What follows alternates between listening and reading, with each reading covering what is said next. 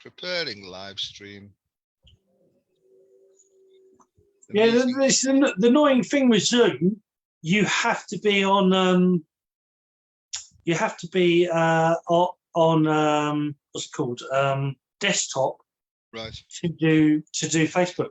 You can do YouTube on the phone, but not desktop, not Facebook. Well, we're actually live now. You should be seeing that. Okay, I should be seeing it. Let's have a look. Yes, and let's turn off my volume, and there we go. And now let's do a little bit of Sherry Rooney. Oh my God. Goodness gracious me. So Oriana's there. Hi, Oriana. Terry, Alex B. Don't be asking any hard questions now, you lot, because we don't know the answers, because we just open our mouths and then the truth will emerge. Indeed. Oh, well, one of the funny things, a couple of weeks ago, me and Doc had a chat, and our personal chat was exactly the same as the show. It's like, we should have recorded this. It's a funny old world. So I'm just looking now. Sandra's here, yes. So we are going forward. I'll try and keep my eye on the chat if I can. But how are you, Buggy? We haven't had one of these for a while for various reasons. I've got this hat on because the sun's shining, but I'm trying to like upgrade my image, to someone who like hangs with the cool dudes and all that business. Well, if we're doing hangs with the cool dudes, then what are you doing with me? Yeah, well, the thought crossed my mind, but I immediately breathed that thought away in case it brought with it some sort of negative emotion, which apparently is called louche, and evil and dark forces feed off that, by all accounts. What have you got to say about that? Indeed. Well, I thought I was going to be able to do. No, I can't actually look at the comments myself without hearing my own dulcet tones. Louche, you know what? That's an interesting thing, because the CIA actually they actually say that's a real. I mean, obviously the term char, we got char in Taoism, but yeah, there are. Louche is said to be a thing that actually some people actually, yes, it's draws on the energy, but it's wild. Some people who love arguments, who ironically, I've been told I love arguments. It's like, no, I don't like arguments. I don't agree with that. I don't agree with that. Indeed. Yeah, it's a form of adrenaline, louche, and it is supposed to be. There is a thing about it. There is a thing that there are people who crave it and feed off it, and there's and if you go into the woo-woo spiritual world, that certain entities are supposed to live off that, feed off that, and is why the ancients talk about possession in the essence of they would poke us and get us to fight with each other and argue so they could feed off our energy. So I don't know if you wanted to go down that tangent, but there you go. You sent me that one. Well, we don't have any plans, do we, mate? We just turn up and see what comes up. And I think where I'm up to with stuff is, yesterday is history and tomorrow is a mystery. And that's how I live my life now, because my backstory, it was one of basically self-destruction from an early age, because I felt so dreadful on the inside. I was afraid all the time, and as I grew older, I got more and more anxious. Panic and anxiety attacks would set in. Sometimes I'd be completely immobilized with panic and not really understanding why, and all those people around me who loved me tried every single trick in the book, but it just kept growing and growing and growing. And in the end, the way I medicated myself for many, many years was to drink as much alcohol as I could, because it helped me to live a so-called normal life. So I used alcohol and other substances to try and get some balance, and I joined an organization called Alcoholics Anonymous. This is just my story, and what I found out in there was that it's nothing to do with a cult. It's nothing to do with religion. They showed me that deep within me, were all sorts of aspects of me that were basically calling forth this fear. It was all to do with fear. They call it an ego threat, you know, and I'd built a sort of armamentarium in my head where I could bat off loads of things. So I was ducking and diving and dodging and weaving all the time, but it wasn't really dealing with the underlying problem, you know. And I know now that what I have to do, Boggy, is I have to keep an eye on my own behavior first and foremost, because my behavior is processed. A fifth of it gets processed in my head, but there's 4/5 being processed below the level of my consciousness. And I say this to people and they say, no, it's not. I said, hang on a second. I've just said it's below the level of your consciousness. Let me explain, right? That means you're not aware of it. Well, people tried to tell me for years. They could see what was going on in me long before I did. And the thing about me, I wouldn't accept it, you see, because I was in denial.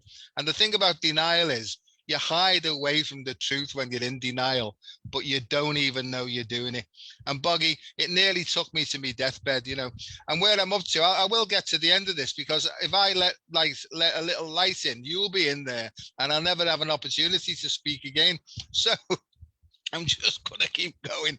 So what I learned was, right, let me think of the thing. Fear, an evil and corroding thread. The fabric of our existence is shot through with it. Now, I didn't have a clue what these people were talking about, but now I do.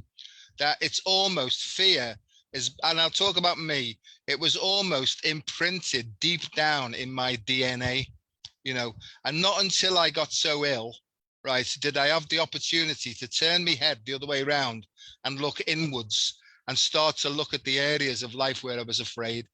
And most of the things I was afraid of, Buggy, were all to do with authoritarianism.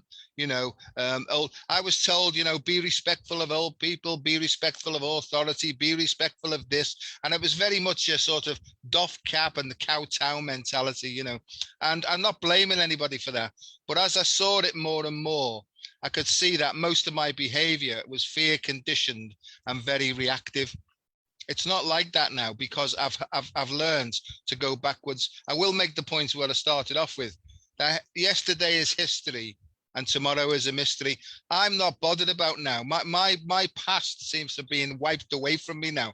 I hardly ever venture back into my past. And if I do, I'm completely okay with it. But the other thing is, as well, is people have said to me, well, you might be suffering from stuff that's gone on before you were born, your heredity, and it might have been even before the earth. You see, none of that matters to me anymore, because what I honestly believe is that anything that's influencing today will present itself in the day. And it's almost as if the deeper part of me presents on a stage on a day-to-day basis what I need to learn or go forward or take action upon, one moment at a time, one breath at a time, you know. And as for looking into the future, Boggy, I don't think anybody's got a clue what's coming up in the next hour, never mind the next 5. They used to say to me at work, you know, what's your 5-year plan? I haven't got a 5-minute plan, mate. I've got no idea, you know. So what I've come to is, and I will shut up after this, that I do try and just go with what's emerging from one moment to the next, what appears, what presents itself right in front of me. And then I feel my way through it and make a choice based upon how I feel, not necessarily how I think. Because the way it works for me now is I have a feeling which goes upwards and inspires me head, rather than trying to find some tricky dicky solution up here, which pushes all these real feelings down. Zip. Never zip, my brother. Never. No, you never need to zip. But it's the whole idea of, you know, the past is history, the future is a mystery. I live in the present. Give me a ribbon, wrap me up. But it's this thing of, you know, well, my name, mine is given name, Boggy, Taiso Boggy. So Boggy means balancing the chaos and the calmness, and you know, the chaos and the calmness is also sort of the light and the dark. you need this reality. You need both. You can't survive. You can't thrive without both. You can survive one or the other, but you can't thrive without both. And what do I mean by this? Is that everything in your past has led you to your present, has led you to where you are now. Not just the good stuff, the dark stuff as well. You look at the hero's journey, this cycle, you go for this whole cycle. But the hero's journey is one of the most important things of the hero's journey. It's a circle. It never stops. You keep going through a new loop, a new cycle. And you know, I hear, you know, there is that thing of, it could be past life traumas. Well, if it's freaking invisible, how the freaking hell am I supposed to deal with it if I can't, until it smacks me in the face and snogs my nose off, I can't actually deal with it, can I? You know, and that's the point, is like, it's all very well saying about this, that, and the other, and you know, so like science, we only see 1% of visible light, you know, and I've got to keep telling people, we're not talking about what's in space, we're talking about literally what's in your room, that your eyes only actually pick up 1% of what's actually there. So there's a thing with, so until you can actually see that, how can you deal with it? So it's all very well people talking about, you know, you've got to do this, you've got to do that, do the other. Pardon my French, you don't do shit until it comes up. Until it comes up. And that's why there's a Taoist saying that says, eat when you're hungry, drink when you're thirsty, sleep when you're tired, you know, have jiggy when you feel a bit horny. But you know, but you do things in the moment, you do things spontaneously, you go with that flow, because and at the same time, I mean, I did close protection. I was a close protection officer for over 20 years, learned martial arts. You know, I say this not, it's a fact, stop being big-headed. I know something like 1,000 Qigongs, okay? So I know lots of different techniques. Each Qigong has a different healing modality. It affects energy in a different way, it affects your emotions in a different way. I know all of that. But at the bottom line, none of that means anything if it's not for that present moment. So yes, you learn all this stuff. You learn it to forget it until you need it. That's the truth in what I do in the Barefoot Doctor, Dragon Ball Shaman, is that yes, you learn all these techniques, but what's the point? You don't brag about them. You learn them. I learn them to teach you the individual ones you need when you need them, and or for me to use them when the time's right. But that's the point, is that there's no point worrying. You worry about stuff. Worrying about stuff is like trying to stop a car by waving your hands about. It ain't gonna happen. You want to stop a car, put your foot on the brakes. That's how you stop a car. Lift the handbrake up or jump out of the car. One of those. I've done all three actually. But anyway, the whole point is that action is what it takes. So what the biggest thing in our society, and maybe it goes to that whole thing of, and maybe a reason for it is loosh. Somebody is feeding off your worry and your fear. But we run around our society, and I love them to pieces. I love my dad and I love my mum. But they were born panickers. My mum, you sneeze, and my mum thought you had bubonic plague. My mum's in the era where you took the letter to the doctor, would give you a letter for the hospital, and my mum would put the kettle on and open up the letter and have a look and see what's written. You can't. It's very hard to do that with an email nowadays. So it's a better system. But my dad was my dad would always say, you never worry about the right things. And it's like, I don't want to worry at all, Papa. But we are so in a world of fear and doubt and anxiety, and I've seen people like, I've seen people go from super strong to super weak and frail because of worry. I've seen people get illness because of worry. The whole thing of epigenetics. I'm Joe Dispenza and Bruce Lipton and all what they talk about. And what Doc talks about. I'm so into it because I've seen it in real life. I've seen people physically deteriorate through their beliefs, through their stress and their strains. I know for a fact that worry can kill you, that anger can kill you, that doubt and fear can kill you. I've seen it happen. I've physically seen it happen, from literally deterioration to the fact somebody was so much in fear they slipped, made a mistake, fell to their death. And that's how dangerous that freaking stuff is. So, and I was bullied as a kid. I got bullied so much as a kid that I tried to commit suicide. And well, me and Doc have had that show before, that show about that stuff. But it got to a point where I realized is that you overcome it or it overcomes you. With fear and anxiety and stress, is that if you don't learn to go, whoa, you have no control over me anymore. I do not allow you that control. It's why I'm Boggy the Ghostbuster. I've been to the most haunted places in England and Russia. There's a KGB prison, and the poltergeist there, they're throwing things at your head, and they're super, super evil. And I walked in there like I do all the time. I will only allow into my existence what helps me grow. If you don't help me grow, I ain't letting you in. The full tilt Boggy comes out, and I'll scare the living bejesus out of you. But scary Boggy. But I've learned to, and that is a mantra, but it's also a way of being. There's a qigong, is that I only allow in what helps me grow. And I've learned from those haunted places that the darkness can't handle. If you're in control, if you go, no, this is not going to happen. If it's not helping me grow, I don't want it. I've seen haunted places go dead quiet. I've had that KGB prison, the people in there who run it, they were scared shitless, pardon my French, because everything stopped. I walk in, everything stopped. When I left, it all started again. They were more scared of me than the freaking poltergeists. Because, what? Who are you? What did you do? But that's how powerful life is. That's how powerful you are. Is that if fear can kill you, then love can heal you.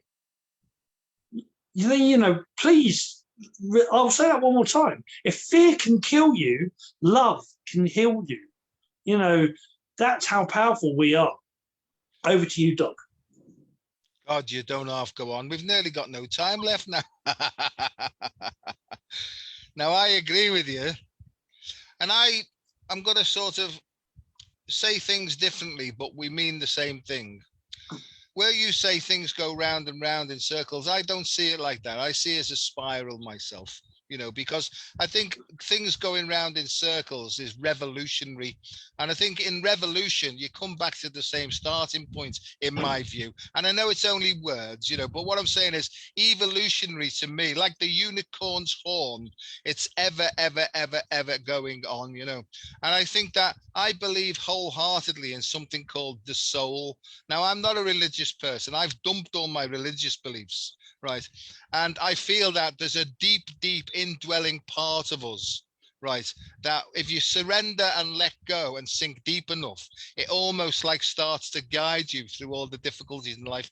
Not that you still don't have to take actions upon it, but it's almost like it gives you information and provides you with the oomph to actually take actions that you were too afraid to do before. Now, some people say that, there's a personal unconscious that you have to work through. And then once you've done that and you're feeling strong enough, you go through the collective unconscious. So you work out all the stuff from your family and all your ancestors. And when you've done that, you pop off, and there's a national one, then a planetary one, then a whatever. And part of me deep down, right, feels that could be true. But you know what, Boggy, I'm not going to get into chicken and egg stuff because it's a distraction to me. I also know one thing is love is the answer. It is the answer, but not human love, because I think that human love is possessive. It grabs older things. It will give a flavor, if you like, of what the true thing is. But I think that true love is unconditional. That means it's flowing. It doesn't hang on to anything. In fact, it inspires you to keep going forward, you know. And there's so much that I'm seeing recently, more and more, that I was told a long time ago, here are the tools of the negative evil force, right? And these are those, right? Because it works on the ego, the human ego. So here's some things, Joe, to look out for in your own behavior, right? Here they go. And people don't want to hear this, like I didn't, right? These are the things that make you Lucy, right? Self-pity, anger, resentment, frustration, jealousy, gossiping, pointing the finger, blame, shame, all those things are negative emotions, right? But the thing about those negative emotions is they're so powerful, you can't think your way out of them. You can only act your way out of them through an open and flowing heart, right? And I've learned that now. And, you know, what do you mean by open and flowing heart? Well, you know that there are certain Taoist techniques, there are certain Chinese, Japanese techniques, Hindu techniques, all the techniques from the ancient cultures, they all talk about positive emotion and become aware of your breathing. And that's basically what my PhD was about. And Boggy, when I was doing my PhD, I didn't have a clue about this. It was only by looking into it that I've developed and understood the intricate and intimate relationship of the way that we breathe and how the heart works. And here's what I've discovered is, if you breathe in a certain way and you let a positive emotion flush through you, it actually changes the way your brain waves operate, because the positive emotion goes back up into your brain and it starts to change it into a positive vibration.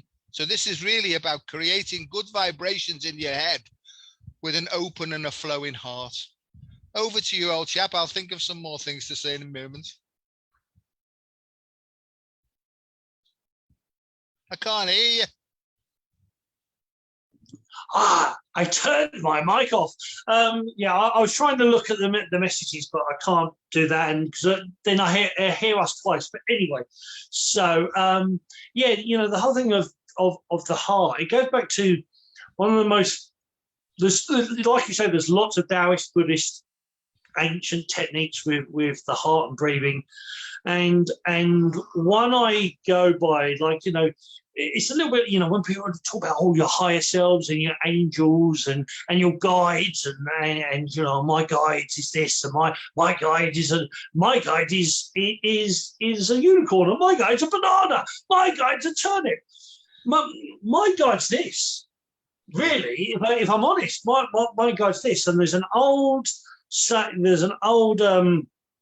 Taoist meditation on it, is and it talks about, like, we have three minds. The ancients and the Taoists talk about three minds. There's one up here, one here, and one in your belly. And we sort of know, we know about the solar plexus, the belly, and we now know, science knows that there's brain cells in the heart, and there's even a bioelectric, the Torah field, as I would call it, but the bioelectric field in the heart, and that field expands when you're going into positivity and love, and it contracts when you go into fear, and we therefore know that, you know, this field actually literally affects the cells of the body. When you're in that fear and whatnot, it shrinks and your body starts to break down. Your body starts going to fight or flight. But when you focus in that heart energy, it goes into your cells actually go thriving, and it's literally affecting the cells and even the DNA itself. And there's a meditation, or there's this technique to listening. It talks about monkey mind and either Buddha thought or Taoist thought. Now, I always thought this was really amazing, really interesting and amazing, that the ancients said monkey mind is here. And later on, we know that the forebrain has 60 to 90,000 thoughts, all the flittering about in our heads. And so they were talking about the monkey, the forebrain. They were talking about monkey mind being the forebrain. They said Taoist thought, the eagle, the angel and the devil we sometimes talk about. Well, we talk about it on the shoulders, but actually the forebrain is the devil, is the monkey mind, and the angel is in the heart. The angel, your intuition is in your heart, and they would say that you want to know whether you should do something. You don't ask yes or no questions. You ask, what is the outcome? You ask questions that will allow the feeling. You want the feeling of it. And it would say, what is the outcome? What's the, what feelings do I get? What is the outcome of me and Doc doing a show? And then I would sit there and meditate. And what always happens, because I love this man, this brother from another mother, what happens is that you listen to your heart, and you listen to your heart. Here, you listen, you see, and you feel. And if you get expansive energies, if things start to warm up, remember you ever heard that saying, oh, I feel glowing inside. I feel like I'm glowing, expanding inside. That's your heart. That's your intuition, your Taoist thoughts, your Buddha thought. That's sending love out. That's true love. That's an energy of love. That's sending out a yes, go for it. That's a good thing. But if you feel contracting or shrinking, or you start getting that foot, that from here you feel heaviness or shrinking, that's maybe it's not right for right now, and I have lived pretty much since I was 16 by that.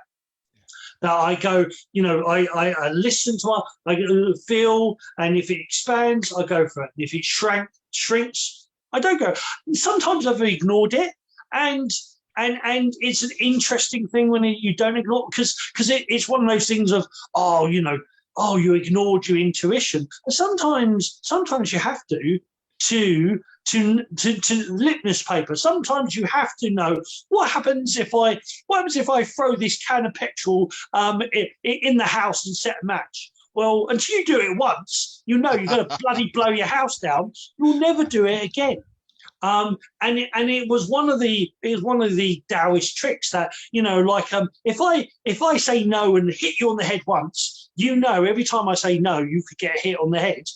You'll know in the future. And in actual fact, that's how I, rightly or wrongly, it's an interesting thing. With my daughter, when she was little, with the radiator, I got her finger and very gently over a period of weeks, I tapped the radiator with her finger and said, hot, hot.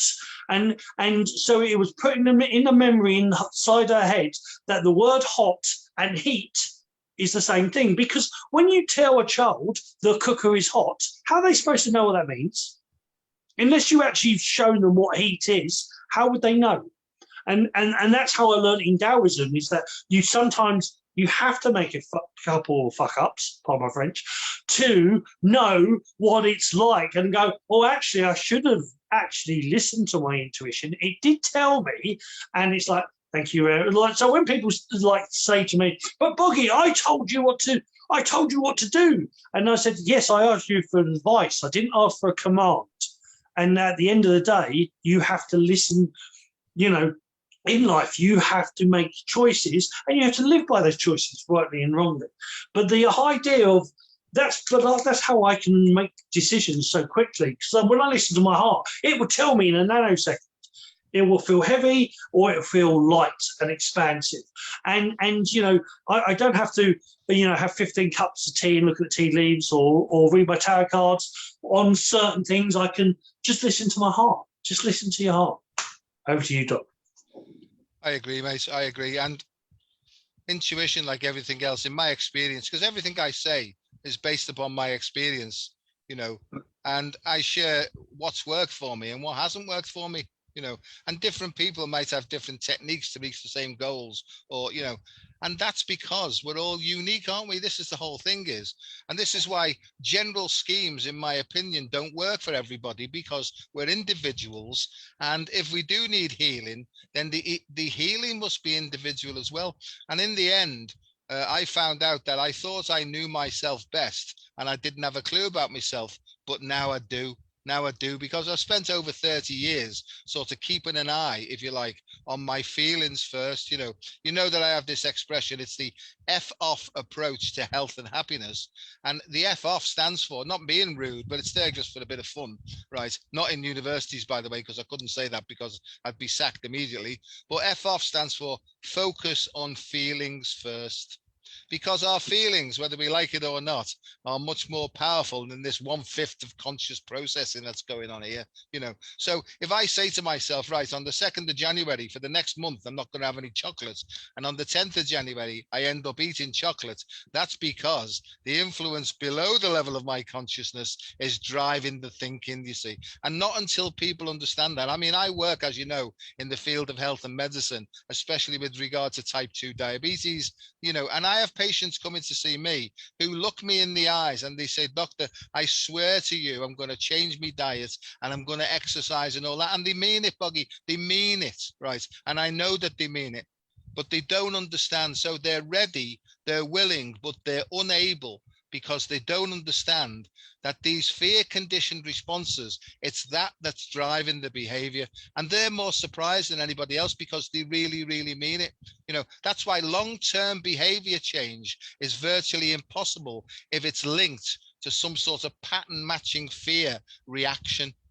And I didn't know this myself, because I used to say to people, I swear to you, I'm stopping drinking. I know it's causing trouble and all that. And I meant it, Buggy, because I was more surprised than anybody else. And I was doing a PhD at the time. And I used to think to myself, what's the matter with me? Right. Because people used to come to me for advice and I could work all their problems out. But about myself, I didn't have a clue, And somebody called me once a knowledgeable idiot. I've said that before. Well, they didn't say that, actually. They said, have you heard the expression, know all, knows foot? You know that one, right? And I said, yes. And he said, well, Joe, I'm talking about you. You've got this head that's full of big words, big expressions, in biomedical science and all that stuff. You do know what you're talking about, but about yourself, you've got no idea. And that's what I was like. I was like a head on a stick, and I used my so-called intellectuality to bat people away. And when anybody got close and I started to feel like, woo, right, I'd either not talk to them again, avoid them like the plague, or tell them where to go. And, and I know that one person, he's called my sponsor. He said to me, he said, Joe, he said, I'm going to say something to you now. He said, but I've never met a more selfish person than you. Oh, and I got that grip immediately. I was really angry, And I said, what do you mean? Because I thought I was like St. Joseph and St. Francis of Assisi all rolled into one, because didn't I do this for you? Didn't I do this? You've got no idea. I can see clearly what you need to do. And he said to me, Joe, he said, when you give somebody a present, right, and you've spent hours thinking about what's good for them, and you give it to them and they say, no, I don't like that, thanks. How do you feel? Well, I want to throttle them.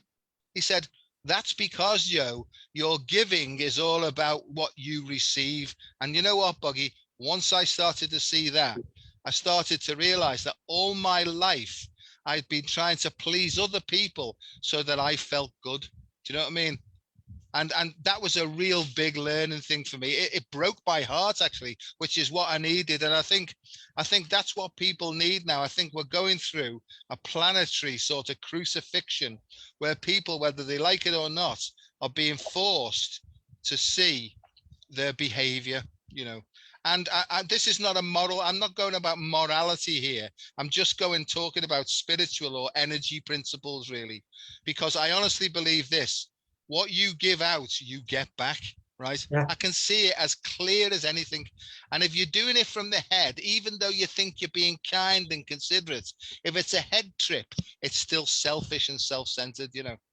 There we are. That's deep. I didn't know I was going to go that deep, but there you go. Over to you. Well, it goes back to something, I said about like 10 years old, it came to me, and I had people back then like, what the frick are you on, Boggy? And it's like, but I learned, I realized at like 10, this profound thing of, you can't love anybody else, you can't know anybody else, you can't help anybody else until you can do it for yourself. You know, is that before you can look outwards, you have to actually see inwards. You have to know who you are. You have to sort of, and it's not about, it's that thing of, oh yes, I know all my good points. What about all your bad ones? What about all the ones that make you cringe? And that thing that was, I used to see a lot of I did the old Red Cross. I did stuff with Red Cross, and I did a lot of things back in my 20s, and I saw a lot of people that were helping people, but it was almost like, I don't know if you remember Smashing Nicey, the comedian DJ, saying, oh, we do a lot of work for charity, but we don't like talking about it. But they keep talking about what the work they don't like talking about, because it was what they were doing it for a particular reason, and that's that thing of, when you help others, why are you helping them? Are you helping them to help yourself? Are you helping them to help them with no wanting anything in return? And that's the biggest thing of I've done it for years. Like, I promote people and other stuff. And I've done well-conscious promote shows. You help a lot of people. And yeah, but I do it because I don't give, I do it because it's a good thing. It's a thing I want to do. It's a thing I've done. I like doing it. I like doing the shows. I don't do it for something in return.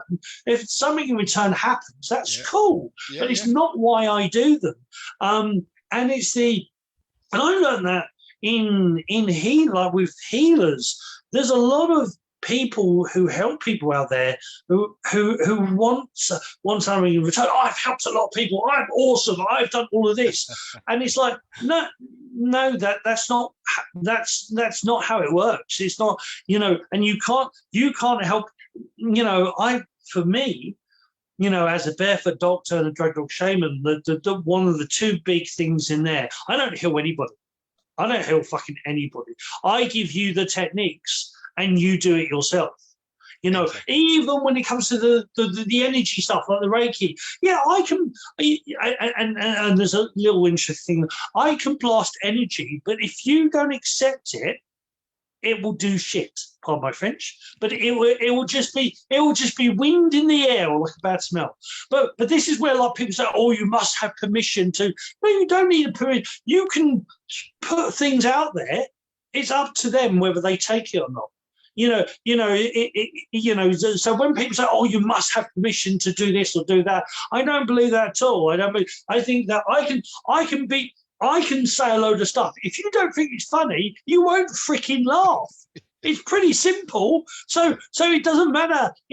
I could be a goddamn genius. I could be the next Jim Carrey. It doesn't freaking matter if you don't find me funny. So and that's the thing with energy in life, is that you have to do things for you. It's not, and it's sort of selfish and not. It's like you do things because you want to do them, and you do it not for an outcome. I don't do anything for a freaking outcome. I do it because it pleases me, and it feels good that I'm sending out energy, and I know what I send out, I will receive back. But even then, I'm not going, oh, it's been 15 minutes. Where's all that love I sent out 5 minutes ago? What? No, it comes when it comes. Things happen when they happen. It is a thing of living in that now and going with the flow and living in the present. But I know that I need, I radiate out, because if you radiate out, you change the world. You can't complain about the world being shite and then wonder why nothing's happening. You want the world to change, freaking change yourself and change everything around you, and things will change. Don't whinge and moan about it. The one thing in the spiritual community, when people, oh, I love and light, but I hate this. I love and light, and I hate that. Love and light everything, baby, because otherwise it won't. Otherwise you'll keep having things you hate hit you round the face. That's what happens. But as any good Taoist should say, hey, what do I know? Over to you, Doc. And I feel the same way. People say to me, you know, you've got all these qualifications. I wonder if you can help me. And I go, I don't think so. The only thing I can do is I can only tell you what I've experienced, where I'm up to now. It might change in the next 10 seconds for all I know. And that's the other thing is I do wake up literally with no idea what's coming up. It's a freedom. But when I say no idea what's coming up, I'm sort of assured that something will emerge. Where it's emerging from and what it looks like, I've got no idea. You know, I don't try and label it, create some picture in my head to fit some sort of something that somebody's told me. I don't do that anymore. In fact, a lot of the time, you know, I've hardly got anything going on in my head. I've just got this feeling of, oh, you know, I feel like doing that. I feel like doing this. So I do say a prayer, not a religious prayer, but it means something to me. In the morning time, I basically just say, take all of me, take all of my physical body, all of my cells, take all of my thinking, take every single bit of me and use it for your will. And I'm talking to that deeper part of me, the I am presence or whatever. Something else that's come up is, you know, and we don't judge. Human beings can't not judge. This is the whole point. They can't not judge. It's only the unconditional part of us that flows through us that doesn't judge. You know, so people, how the hell are we going to go through life if we don't evaluate and try and find more nuance? Where have you gone, Buggy? You've gone. Are you gone to the toilet or something? Where have you gone? Here I am. It's all right. I was going to put I'm here. I'm back. I was going to put another picture on. Okay, all right. So the other thing is, lost me flaming. And by the way, your French is getting worse. Right? I know. I'm swearing like a trooper nowadays. What's going on? That word you said, the French is merde, by the way. It's merde. Anyway, that's another story. Kaiser. So that's German. Anyway. Yeah. What I was saying, this is what I've learned. And how have I learned it? I've learned it because I've gone through it myself, right? And it's almost like when you're in it, you don't see it. And no matter how many people point it out, you really don't see it until it hurts you and batters you. You know, there's another phrase that I got taught is pain is the touchstone of our recovery. That means pain's got a purpose. And there's two parts of me, if you like. There's a divine part that doesn't feel any pain. It's just pure flowing love and it's laughing its head off all the time, right? And then there's the other part called my ego, right? And if anybody says anything to me and I get a grip in my gut, it's because at some level my ego's being threatened. And so what I was taught in Alcoholics Anonymous, and I'm not making any excuses for that because it's not what a lot of people think it is, right? It reintroduced me back to my true self, if you like, the I am presence, you know. So I am not my body. I am not my mind. In fact, I am not even Joseph Peter Aloysius Delaney. I am that I am. But I need to work through Joseph Peter Aloysius Delaney because the soul part of me is also wanting to experience and progress as well. This is really deep tonight. But what I've learned is, Buggy, I was good at talking a good fight, right? I can talk a good fight, but when it came to it, I used to turn around and run away because I didn't have that emotional competence and that depth, you know. So there was no depth and weight. It was all shallow and what I call shadow boxing, really, you know. And I conned a lot of people, Buggy. I conned a lot of people, but I didn't like those ones who just kept looking at me in the eyes and nodding like that, you know, knowingly. Oh. Yeah, that's the one. That's the one. You know, when someone who just holds your gaze and they look and you think, oh, you know, well, look at it, and then I'd start panicking then and go. Anyway, the point is, I'm hoping that today I'm actually talking the talk and walking the walk as well. And the only reason that I don't walk the walk is it's either because I'm afraid to face what's coming up, or because arrogance and pride say, oh, I don't need to do that because I'm far past that stage now. There's only those two blocks in me as far as I can see. And what I like as well, another expression, not that I've made any of these up, I've nicked them from everywhere, you know, is that the ego dies half an hour after we do, you know, and I quite like that, meaning why bother about it? Just go with what you feel. If you make a mistake and you hurt somebody unwittingly, just say, I'm sorry about that. I hurt you. I apologize. And then move on. Let it go. Over to you, boss. Yeah, 100%. I mean, I know, especially in the 70s and 80s, there was a lot of meditational people that were saying, "Oh, you must kill the ego," and it never made sense to me. And my Sifus would say, killing the ego is like chopping off your head. You can't do it. The ego is, and if everything's a fractal or everything's collective consciousness, the ego is a part of you. So you can't kill you. And the whole point of the Tai Chi symbol, the yin yang symbol, the whole point of that is that the dots, or the black dot, is the ego. It exists in you. The white dot is the intuition. It exists in you. It has to exist. It's part of your balance. And the whole point of that saying that I use all my mantra, I only allow in what helps me grow, doesn't mean I don't make mistakes. It doesn't mean I don't allow in darkness. But if it happens, it's there for me to grow. If I make mistakes, or if I do something, I will accept. Yep, this and that. My bad. That's it. And I've learned. I mean, I've definitely learned with that is that I will embrace those mistakes, and I will, if I've hurt somebody, I will say I'm sorry. There's a little thing in me with words, because my dyslexia, and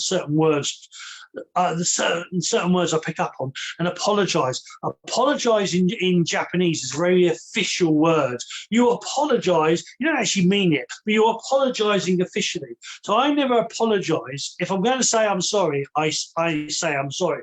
If I say I apologize, I don't give and I don't do it anymore, but I used to at times say, yes, I apologize, which means I actually don't give a rat's ass. But, but because I have to, I will. But I've learned to know is to be heartfelt about things and to, experience them. But to also understand is that everything is an experience. Everything is there. So, don't berate yourself for making mistakes. That mistake is an opportunity to learn from it. There's a whole thing of, I've had best friends, and my dad at points in my life would say, like about Qigong and Tai Chi, oh, it hasn't succeeded now. You haven't made it into a business now. It's a failure. You should give it up. You're a failure for doing that. And I've always believed that. Well, for starters, is that technically everything if you stop doing something, while you're still alive, you can always do it again. So you never technically fail until you're dead. And once you're dead, you're not going to give a rat's ass anyway, or you have to do it again in the next life. But so technically, everything, you haven't failed a thing, because while you're still alive, you could always do it again. And try again. And yes, things are always different. Things are never exactly the same. But it means there's always opportunities to do something again. You've never failed a thing in your life. If you're still alive, you haven't failed anything because you're still alive. So it's that understanding of then there is no failure. There's only learning and exact understanding. There's only what you want to pursue, and what you don't want to pursue. If you don't want to pursue something, then you haven't failed. You don't want to pursue it. I've failed in my life to master tiddlywinks. I'm not that upset about it. So it's not a failure. It's something I don't want to do. Something that doesn't interest me. So nothing, if you stop something, it's not a fail. You haven't failed at anything. You can only succeed because while you're still alive, you can always do it again if you really freaking want to. So it's this understanding about we're here to grow, we're here to learn. But we have been in a society that wants to focus on the negative and wants to focus on the fear and wants to focus on the downs. And if quantum physics has taught me anything, it's taught me what you focus on grows. That the observer affects the experiment. So it's really freaking simple, my lovelies. Where did that come from? It's really simple, my lovelies. What do you want in life? Focus on that. Forget everything else. Focus on that. If you've got to deal with something, deal with it, but focus on it, the best outcomes. Focus on what you want. Over to you, Doc. My lovelies, you were like Jack Sparrow then. You'd be a good pirate. I think I'm going to get you one of those eye patches. You'd be perfect. I love that saying in one of the movies of Jack Sparrow where the guy says, "You were telling the truth," and he says, "I do that quite a lot, and it always surprises you." And I think that'd be my saying.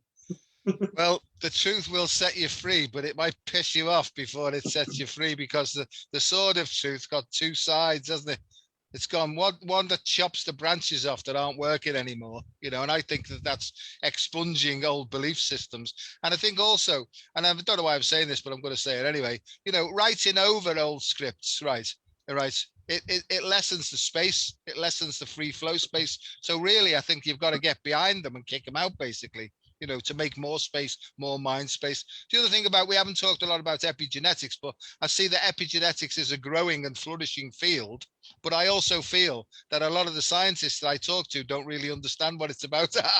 So I tell them, I say, well, hang on a second. Is it not possible then there's some sort of fear conditioned response that's caused this reaction? And it's more like a shroud, really, that's covered in your essential self. And they all look at each other, nod their heads and say, oh, shut up, Joe. Right. Go for a coffee, But you see, Buggy, I know that what I'm feeling and saying, right, it's possibly a little bit further on than a lot of them see, because they're stuck in old traditional stuff, you see, and they're afraid, right, to challenge the traditional system. I'm not anymore, because I'm not really fully allied with any sort of place or thing. So I can say these things, but I feel confident about it now. When I was learning this, I'd let a little bit out to see what, oh God, but now I couldn't give as you would say en français, merde. I couldn't give a merde, mate. We call it murder, right? But more than anything else, what I hope is when we come on these things is, rather than theorizing and coming out with all this stuff, can we help people either on this or in person when we see them or meet up and whatever, can we help them with some simple practical advice, some action they can take, some suggestion? And I would say things like I've said before: become aware of your breathing. Mindful breathing is very helpful with a positive emotion. And what I show people, it's simple. You tap here, find out where your heart is. Just get a sense of where your heart of hearts is. And then bring in a picture, if you like, that brings with it a feeling of positivity or care or compassion or warmth or love, whatever you want. And I use a picture of my new grandson, Theo. Good name, Theo, good name. So I've got a picture of Theo in my mind. As soon as I think about him using my head, it brings with it a feeling of love. And then when I've got the feeling of love fully, I get shut of Theo then, because he's done his job, because he was a little messenger at that time. I get shut of him and I focus on the feeling at the level of my heart. And I imagine that from the palm of my hand, I'm breathing in that Theo feeling. And it goes like this, Buggy. It goes in, 2, 3, 4, 5, stop. Out, 2, 3, 4, 5, stop. And when you got that feeling, so you're breathing in that healing Theo, healing feeling, right? Just do that. Make sure that the in breath and the out breath are of the same length, because that's important, right?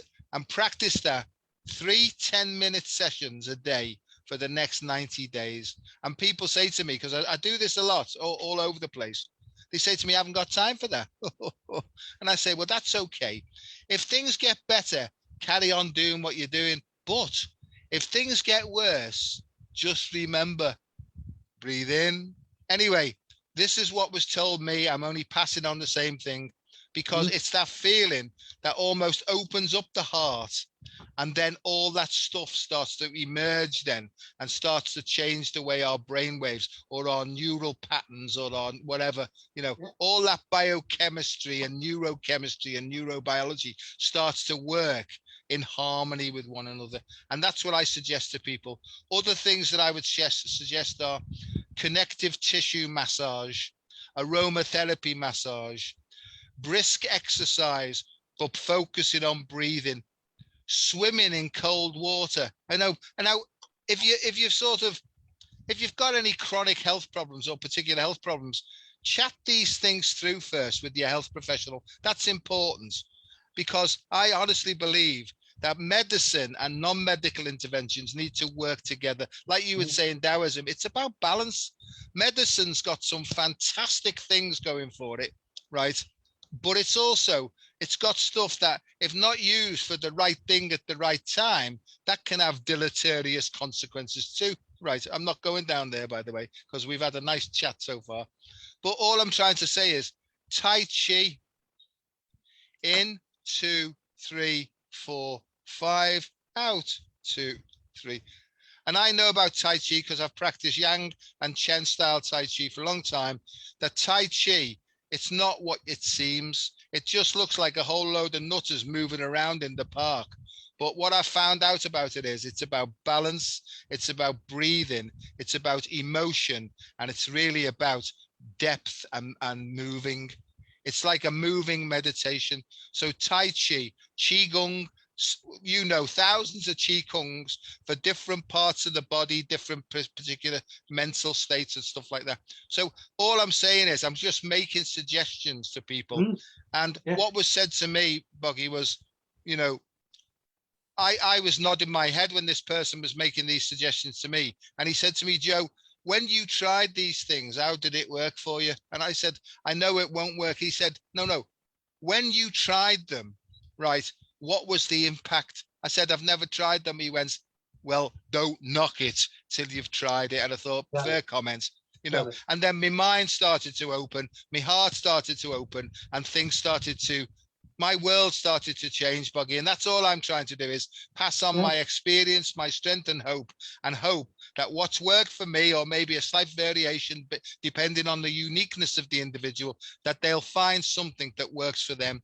And if it works for you and brings you more joy, do more of it. Over to you, mate. 100%. And that's the one thing I say. The reason I studied 1,000 Qigongs was because there's 1,000 ways to help someone.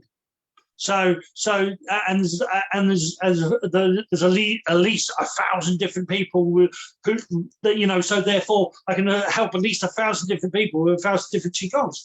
But the whole idea is there's always something. But you've got to try this stuff. It is, and the biggest thing, I don't know about with Joe, but for myself, especially the last 40 years in general, a lot of the time people come to me as the last resort. Yeah. They come to me because I've tried everything else and nothing else worked. And it's great that they're here because I know I can help them. I know that there'll be something I can help them or point them in a way that they can. But it's shame at the same time is that you didn't try stuff, experience stuff. If you're hearing it. The thing in the universe, if you hear something, you're hearing it for a reason, because lots of things are said all the time. Me and Joe will say billions of freaking words in a minute. One or two of them will twing, and when they twing, it's because you're meant to pick up on that, and that's the important thing. When you hear something or you suddenly see something and you notice it, look at it, study it, see what it is, go for it, have a look.